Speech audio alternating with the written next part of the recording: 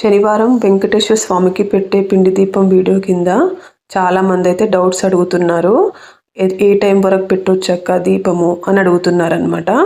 Morning అయితే 10-11 వరకు మీ పూజ complete అయ్యేటట్టుగా చూసుకోండి మార్నింగ్ చేసే వాళ్ళైతే. అదే ఈవినింగ్ చేద్దాము మార్నింగ్ టైం లేదు అనుకున్న వాళ్ళైతే 6 నుంచి 9 లోపు పూజ కంప్లీట్ అయ్యేటట్టుగా చూసుకోండి. ఎందుకంటే అది మంచి కాలం అన్నమాట. ఎక్కువ వరకు అయితే మార్నింగ్ చేసుకుంటే మంచిది. అదేవిధంగా ఉపవాసం ఉండాలా కంపల్సరీ అని అడుగుతున్నారు. మార్నింగ్ చేసే వాళ్ళైతే ఇంకా మన పూజ అంతా కంప్లీట్ అయ్యేసరికి 10-11 ఆ టైం అవుతుంది కదా, అప్పుడు అన్నం తినొచ్చు. అన్నం కానీ టిఫిన్ కానీ ఏదైనా చేయొచ్చు.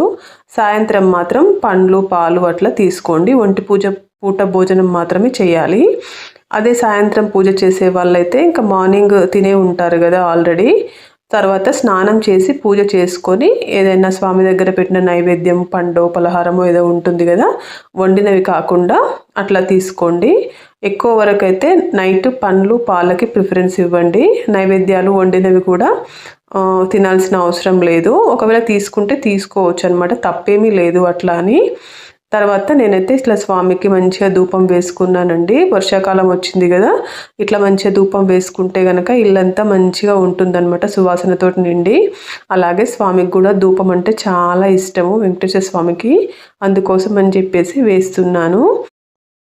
Please follow my channel. Thank you.